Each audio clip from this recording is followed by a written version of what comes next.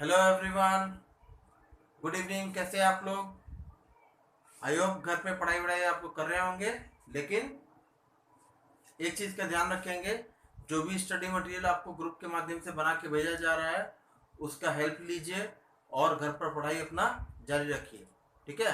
तो अभी तक जो हम लोगों ने पढ़ाई किया है उसके अनुसार आपके बुक का एक्सरसाइज 2C हम लोगों ने कंप्लीट कर लिया है। लास्ट एक्सरसाइज में जो कुछ इम्पोर्टेंट क्वेश्चन था एक्सरसाइज 2C का, उसके ऊपर हम लोगों ने चर्चा किया था।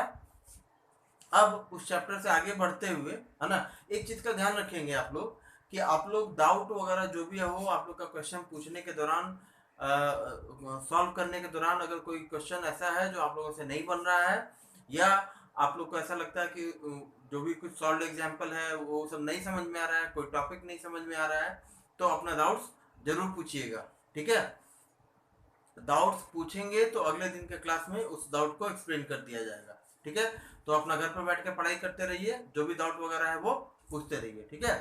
तो अगला टॉपिक जिस पर हम लोग चर्चा कर रहे हैं वो है एक्सरसाइज 2C के बाद जो लास्ट एक्सरसाइज है आपके इस चैप्टर पॉलिनोमियल्स का। लास्ट एक्सरसाइज है वो है फैक्टर थ्योरम। Factor theorem. ठीक है?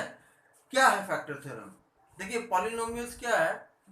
पॉलिनोमियल में हम लोग अभी तक जो पढ़े हैं उसके अनुसार क्या है, पॉलिनोमियल का डिग्री होता है ना, the degree of any polynomial, है ना।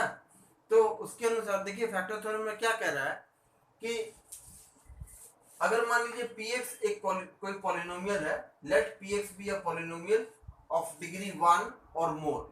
मान लेते हैं कोई एक ऐसा पॉलिनोमियल है जिसका नाम px है, नाम कुछ भी रख सकते हैं, नाम में कुछ फर्क नहीं पड़ता है। मान लेते हैं कोई पॉलिनोमियल है px जिसका डिग्री 1 या उससे ज्यादा है। ठीक है? तो let alpha be any real number, और अल्फा कोई भी एक रियल नंबर है ना। जो कि इसके पिछले एक्सरसाइज में अल्फा क्या होता था वो ऑलरेडी एक्सप्लेन किया जा चुका है, तो इसके ऊपर ज्यादा चर्चा नहीं करेंगे कि अल्फा क्या है ना। तो अकॉर्डिंग टू रिमाइंडर थ्योरम, अगर कोई पॉलिनोमियल px है और अल्फा कोई रियल नंबर है, तो px अगर पॉलिनोमियल है तो x माइनस अल्फा उसका जो है निकालते हैं तो रिमाइंडर निकलता है। x माइनस अल्फा डिवाइजर अगर हो तो रिमाइंडर निकालने के लिए हम लोग p अल्फा लिखते हैं ना। तो ऐसा कहते हैं ना कि if px is divided by x minus alpha, तो according to remainder theorem p alpha जो है वो क्या होता है, ये रिमाइंडर होता है ना। ये अकॉर्डिंग टू रिमाइंडर थ्योरम यही स्टेटमेंट है हमारा कि px अगर कोई पॉलिनोमियल है और अल्फा अगर कोई रियल नंबर है तो x माइनस अल्फा से अगर px को डिवाइड करेंगे तो रिमाइंडर p अल्फा होता है। ठीक है? ये हम लोग पिछले चैप्टर में पढ़ चुके हैं। उसी को ध्यान में रखते हुए मान के चलते हैं कि ऐसा हुआ कि कोई पॉलिनोमियल px है, उसको x माइनस अल्फा से डिवाइड किए और रिमाइंडर 0 आ गया। रिमाइंडर कितना आ गया? रिमाइंडर 0 आ गया। तो जब किसी भी नंबर को किसी डिवाइजर से डिवाइड करते हैं और रिमाइंडर 0 आ जाता है तो कहते हैं कि जो डिवाइजर है वो उस दिए हुए नंबर का फैक्टर है। ठीक है? कैसे? देखिए, हम यहाँ पर लिख रहे हैं, साइड में अलग से लिख दे रहे हैं। मान लीजिए अगर 20 को हम 4 से डिवाइड किए। ठीक है? 20 को 4 से डिवाइड किए तो 24 5 टाइम्स में 20, रिमाइंडर यहाँ पे कितना हो गया? रिमाइंडर यहाँ पे हो गया 0। आर रिमाइंडर से रिप्रेजेंट कर रहे हैं, तो रिमाइंडर अगर 0 हो गया then we can say that therefore 4 is a factor of 20। 4 is a factor of 20, है ना। ऐसा क्यों हम लिखे? 4 जो है वो 20 का फैक्टर है, ऐसा हम क्यों लिख पाए? क्योंकि जब 20 को 4 से डिवाइड किए तो रिमाइंडर 0 आया। सिमिलरली अगर px कोई पॉलिनोमियल है और x माइनस अल्फा कोई डिवाइजर है, तो अगर हम px को x माइनस अल्फा से डिवाइड करते हैं तो रिमाइंडर p अल्फा निकलता है। तो अगर ये p alpha is equal to 0 हो जाए, रिमाइंडर निकालने पर p अल्फा निकाले और वो आ गया 0, मतलब p अल्फा निकाले, मतलब क्या किए? पॉलिनोमियल px में जहां जहां पर वेरिएबल x है उसके जगह पर अगर अल्फा रखे, है ना, अल्फा का वैल्यू कोई भी रियल नंबर हो सकता है ना, अगर अल्फा का वैल्यू रखे तो पूरे पॉलिनोमियल में जहां जहां पर वेरिएबल x है वहां पर अल्फा का वैल्यू रखेंगे और रिमाइंडर निकालेंगे। लेकिन मान लीजिए रिमाइंडर निकालने के दौरान अगर net resultant value of the polynomial px becomes 0, है ना, अगर रिमाइंडर 0 आ गया, then we can say that x minus alpha is a factor of px, है ना, x minus alpha is a factor of px। इसी स्टेटमेंट को उल्टा कर देते हैं, इसी स्टेटमेंट को उल्टा कर देते हैं। उल्टा क्या करते हैं, px एक कोई पॉलिनोमियल है ना, उसको किसी डिवाइजर से डिवाइड किए और रिमाइंडर 0 आ गया, तो हम कह रहे हैं कि x माइनस अल्फा जो है वो फैक्टर है। अगर इसी स्टेटमेंट को उल्टा कर दें और कहें कि px एक पॉलिनोमियल है, x माइनस अल्फा जो है अगर फैक्टर है तो रिमाइंडर 0 ही होगा। रिमाइंडर 0 है तो x माइनस अल्फा फैक्टर है ना, ये एक स्टेटमेंट हुआ। इसका उल्टा, अगर x माइनस अल्फा फैक्टर है तो रिमाइंडर कितना होगा, रिमाइंडर 0 ही होगा। बात समझ में आ रहा है। अगर 4 20 का फैक्टर है ये दिया हुआ हो तो हम इससे क्या कंक्लूजन निकालेंगे कि अगर 4 20 का फैक्टर है तो 20 को जब हम 4 से डिवाइड करेंगे तो रिमाइंडर 0 ही आना है, ये तय है। बात समझ में आ रहा है, हाँ? तो ये दोनों स्टेटमेंट दो अलग अलग स्टेटमेंट हुआ ना, दोनों का रिलेशन रिमाइंडर से ही है, ये बात सही है। लेकिन ये दोनों स्टेटमेंट जो है वो कंटेम्पररी स्टेटमेंट है, एक दूसरे को सपोर्ट कर रहा है ना। कैसे? 4 डिवाइजर है, यहाँ पे एग्जांपल के माध्यम से समझिए। 4 डिवाइजर है, 4 से डिवाइड किए तो रिमाइंडर 0 आ गया। इसका कंक्लूजन निकला कि 4 जो है वो 20 का फैक्टर है। इसी का कंटेम्पररी स्टेटमेंट क्या होगा कि 4 डिवाइजर है, अगर 4 फैक्टर है 20 का तो रिमाइंडर 0 ही होगा, है ना। रिमाइंडर 0 है तो 4 फैक्टर है, और अगर 4 फैक्टर है तो रिमाइंडर 0 ही होगा। बात समझ रहा है। वैसे ही px एक पॉलिनोमियल है, अगर x माइनस अल्फा से डिवाइड किए रिमाइंडर 0 आ गया, then we can say that x minus alpha is a factor of px, है ना। And if x minus alpha is a factor of px, is a factor of px, then p alpha will be equal to 0। बात समझा क्या? अगर x minus alpha factor है तो px जो को अगर x माइनस अल्फा से डिवाइड करेंगे तो रिमाइंडर 0 ही आएगा। और अगर x माइनस अल्फा एक डिवाइजर है, px को डिवाइड किए और p अल्फा रिमाइंडर निकाले तो रिमाइंडर अगर 0 आया, then we can say that x minus alpha is a factor of px। ठीक है, तो ये दो अलग अलग स्टेटमेंट हुआ और दोनों एक दूसरे को सपोर्ट कर रहा है, दोनों एक दूसरे को सपोर्ट कर रहा है। पहला स्टेटमेंट क्या कहता है कि p अल्फा को px को x माइनस अल्फा से डिवाइड किए और डिवाइड करने पर अगर x माइनस अल्फा फैक्टर है तो रिमाइंडर 0 आएगा। और दूसरा स्टेटमेंट क्या हुआ कि px एक पॉलिनोमियल है और x माइनस अल्फा एक डिवाइजर है, अगर x माइनस अल्फा फैक्टर है तो रिमाइंडर 0 ही आएगा। बात समझ में आया? ये स्टेटमेंट हुआ। दूसरा, px एक पॉलिनोमियल है, x माइनस अल्फा जो है वो एक डिवाइजर है, अगर रिमाइंडर 0 आता है तो x माइनस अल्फा फैक्टर होगा। बात समझ में आया? x माइनस अल्फा डिवाइजर है, रिमाइंडर 0 निकला तो x माइनस अल्फा फैक्टर। और अगर रिमाइंडर, अगर px को x माइनस अल्फा से डिवाइड किए हैं, अगर x माइनस अल्फा फैक्टर है तो रिमाइंडर 0 ही आएगा। बात समझ में आया? एक स्टेटमेंट कह रहा है फैक्टर है तो रिमाइंडर 0 आएगा, दूसरा स्टेटमेंट कह रहा है अगर डिवाइजर से डिवाइड करने पर रिमाइंडर 0 आ रहा है तो जो डिवाइजर है वो फैक्टर होगा।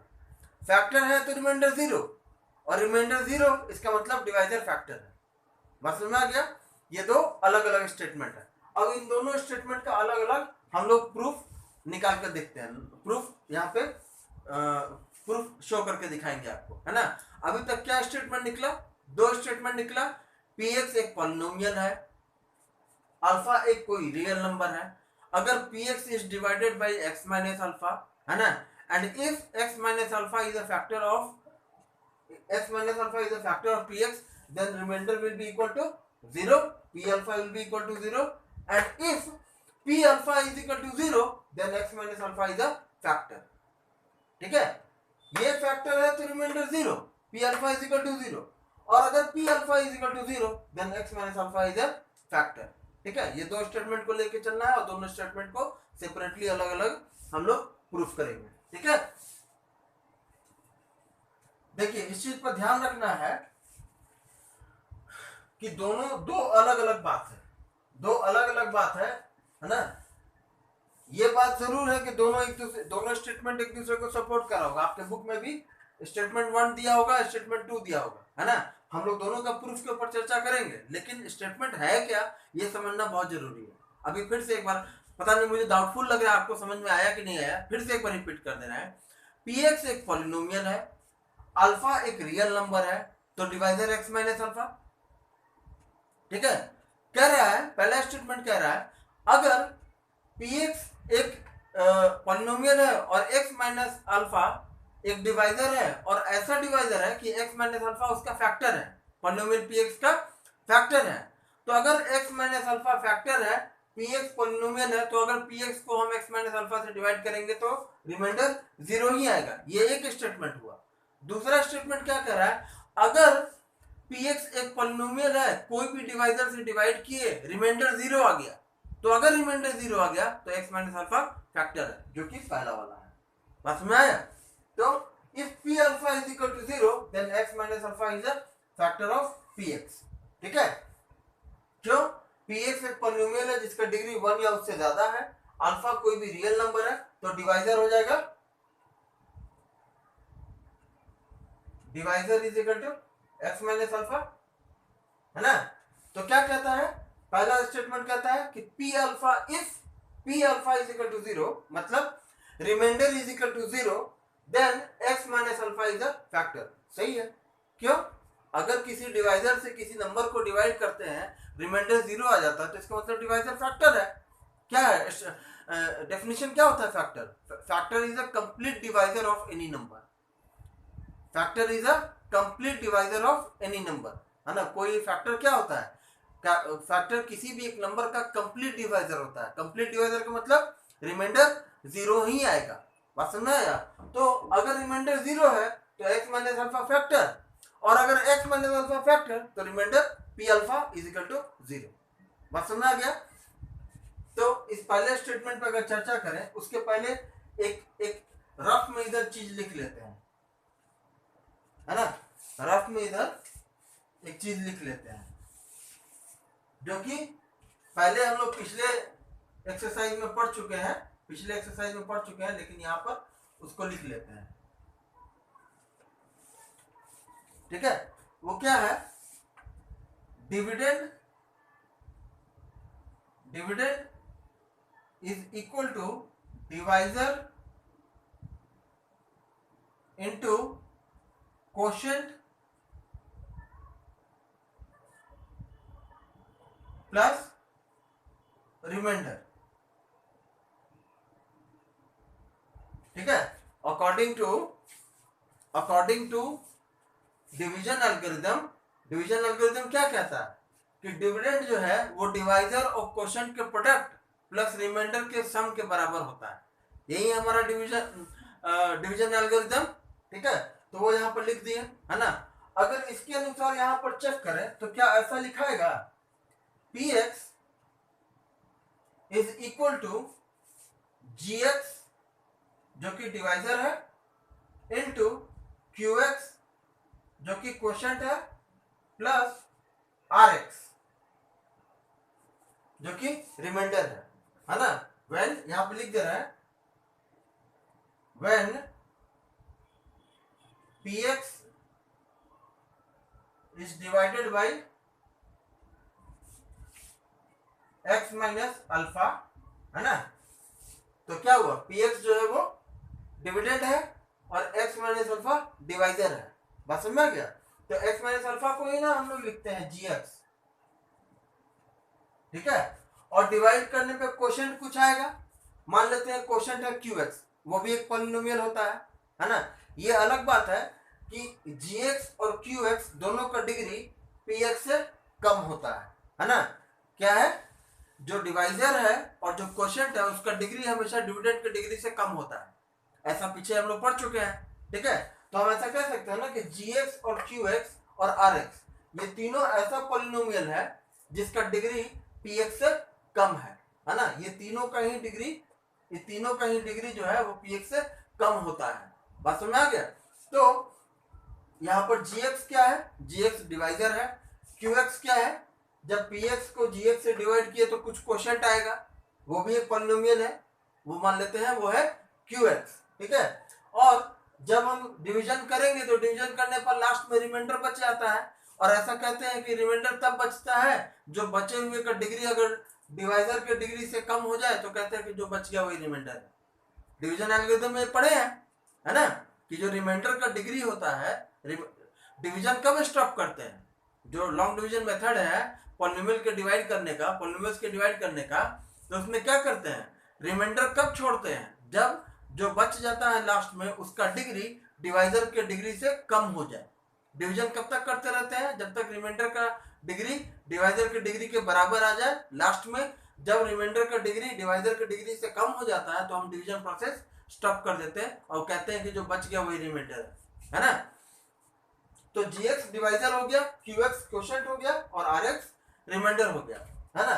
तो पहले स्टेटमेंट के अनुसार if p alpha is equal to 0, है ना, p अल्फा क्या है, ये यही ना रिमाइंडर है, p अल्फा क्या है, according to remainder theorem p alpha ही रिमाइंडर है, ठीक है।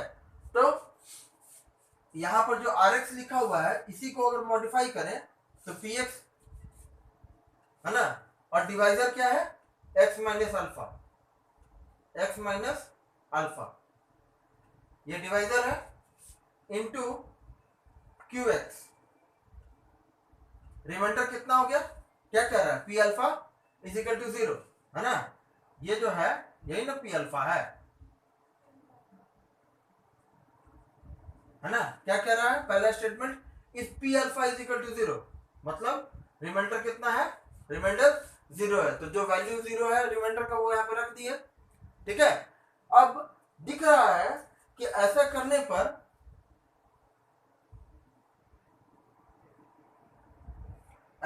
पर px is equal to x minus alpha into qx,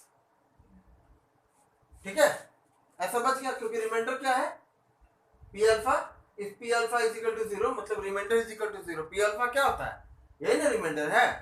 remainder theorem के अनुसार पता है ना कि अगर अल्फा कोई रियल नंबर है तो x माइनस अल्फा डिवाइजर हो गया और रिमाइंडर हो जाता है p अल्फा, है ना। ये रिमाइंडर थ्योरम में ये ना पढ़े हैं, रिमाइंडर थ्योरम में पढ़े हैं ना ऐसा कि अगर px कोई पॉलिनोमियल है, अल्फा कोई रियल नंबर है, तो अगर x माइनस अल्फा अगर डिवाइजर हुआ तो p alpha will be remainder, ठीक है। तो p अल्फा इज रिमाइंडर, दिया हुआ है रिमाइंडर कितना है, if remainder is equal to 0 then x minus alpha is a factor, ये हमको शो करना है। तो रिमाइंडर कितना दिया हुआ है, दिया हुआ क्या है, दिया हुआ है हमको कि रिमाइंडर 0 है और हमको शो करना है कि x माइनस अल्फा जो है वो फैक्टर है।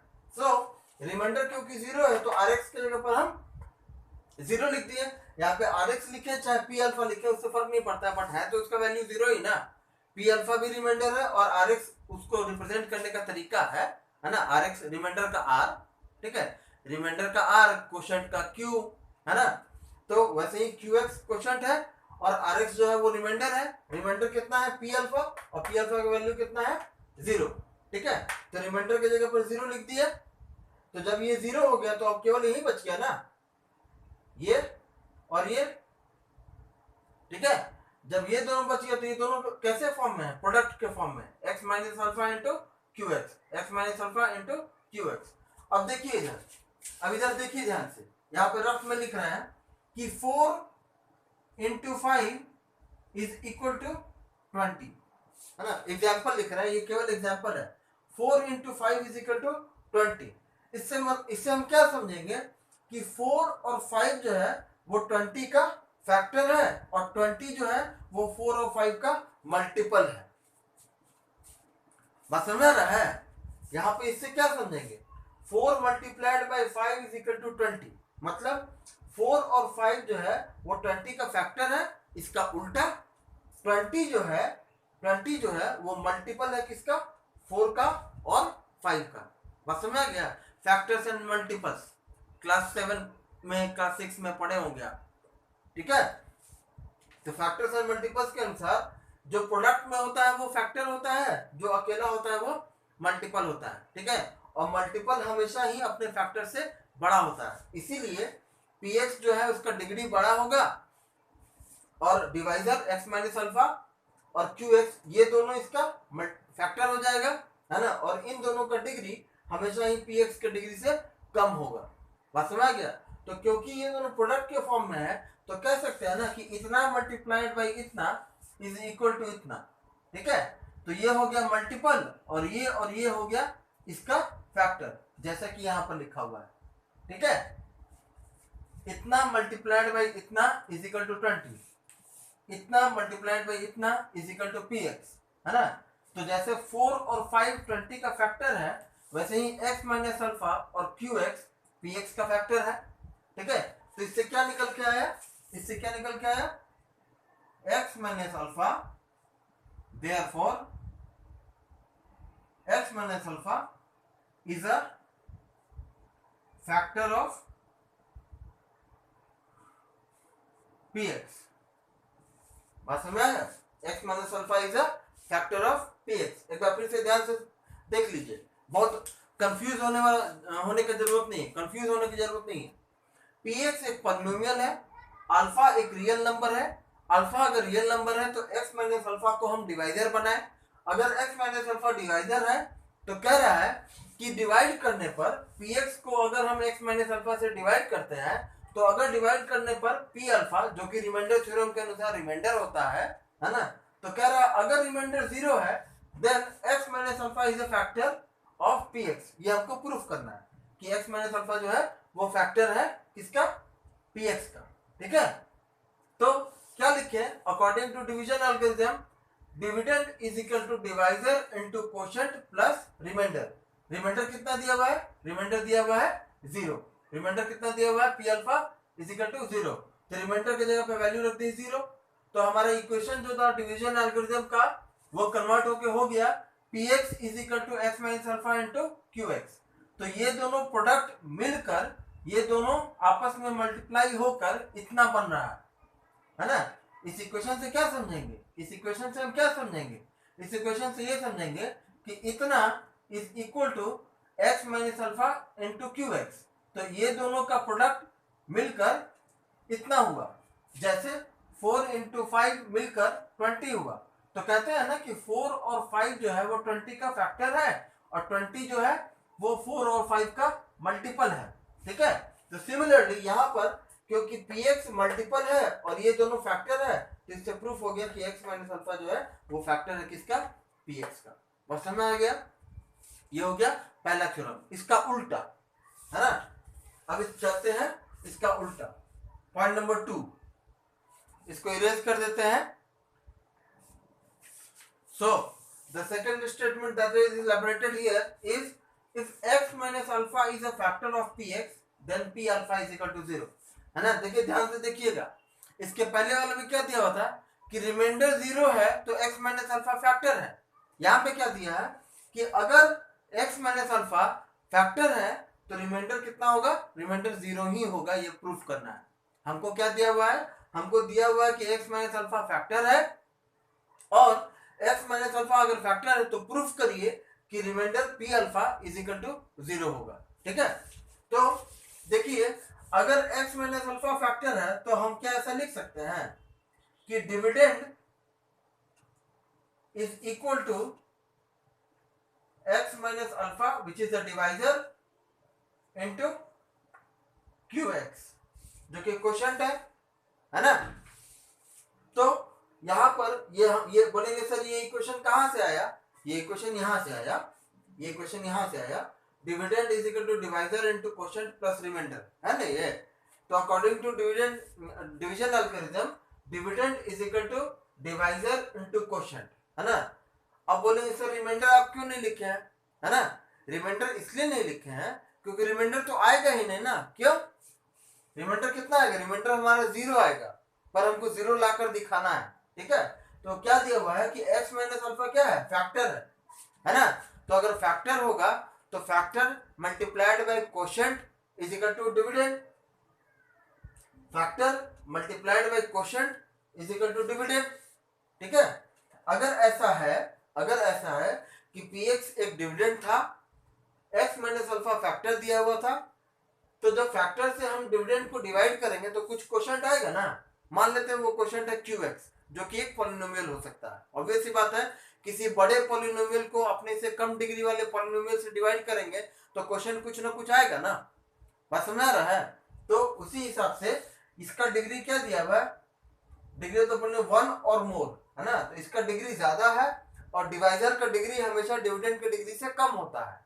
तो x माइनस अल्फा एक कम डिग्री वाला डिवाइजर है, तो क्वेश्चन कुछ ना कुछ आएगा। तो क्वेश्चन मान लेते हैं वो है qx। अब वो कितना है उससे कोई मतलब नहीं, ज्यादा लेना देना नहीं है। बट यहाँ पर एक बात ध्यान क्या रखना है कि जब डिविडेंड को हम फैक्टर से डिवाइड करेंगे तो रिमाइंडर ऑब्वियस सी बात है कुछ ना कुछ आएगा, लेकिन फैक्टर क्या कहता है कि हम कंप्लीट डिवाइजर हैं। मतलब हम जब डिवाइड करेंगे तो रिमाइंडर 0 ही आएगा, लेकिन 0 आएगा ये हमको शो करके दिखाना है, ठीक है। तो हम एक काम करते हैं कि रिमाइंडर कितना होगा ये रिमाइंडर निकाल लेते हैं, है ना।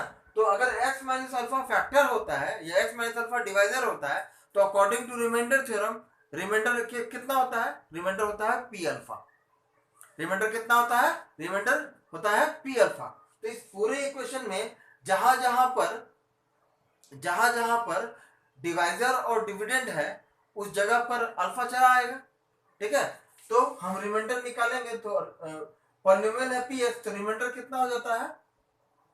p अल्फा, ठीक है ना। ऐसा कि अगर कोई पॉलिनोमियल px है और x माइनस अल्फा कोई एक रियल नंबर है तो x माइनस अल्फा डिवाइजर होता है और रिमाइंडर हो जाता है p अल्फा, ठीक है।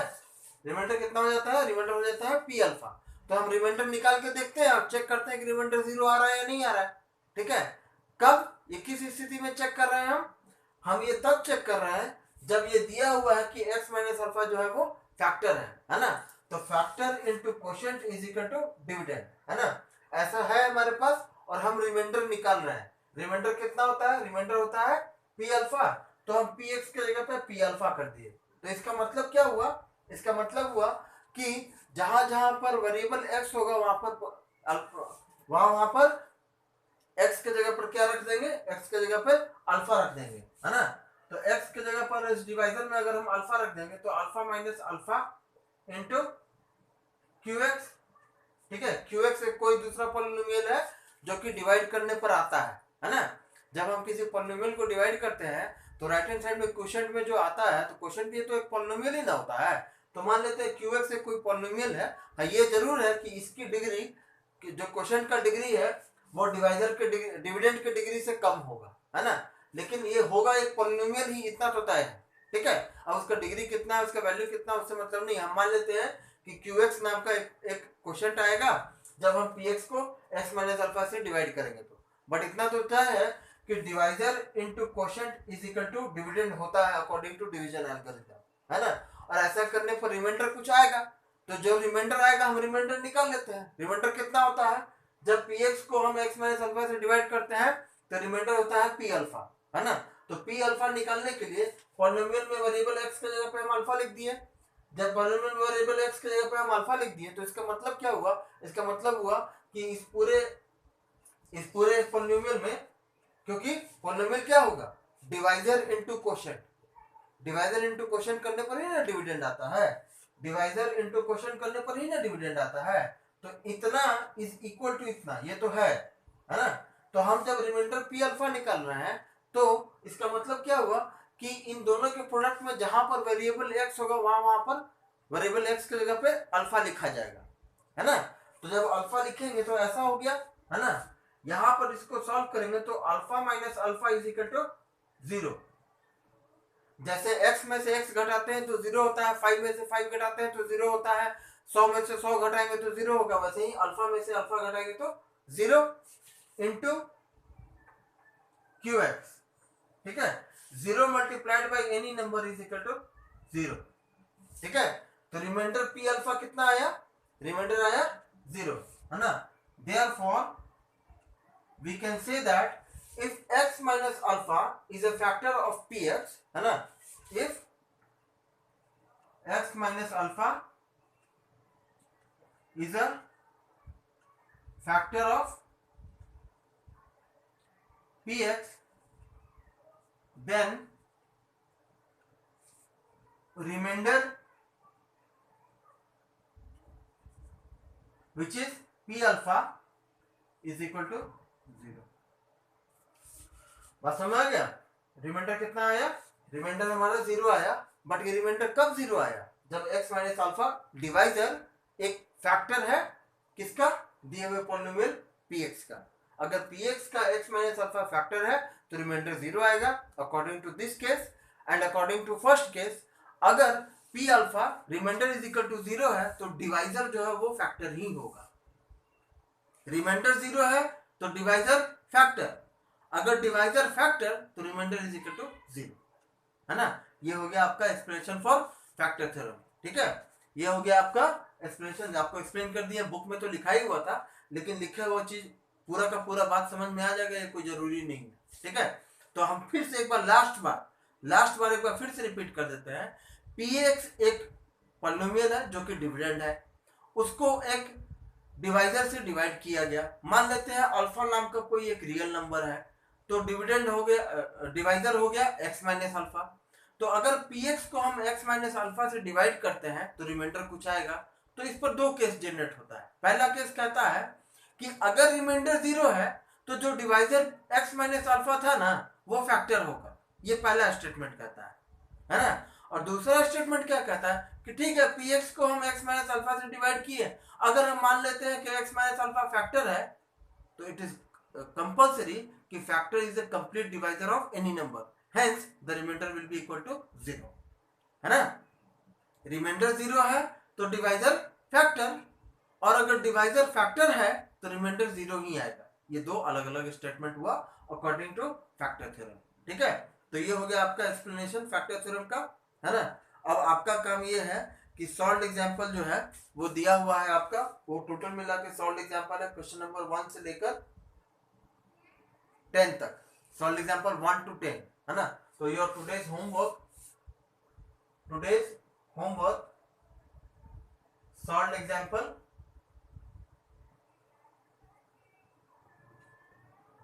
Solve example 1 to 10।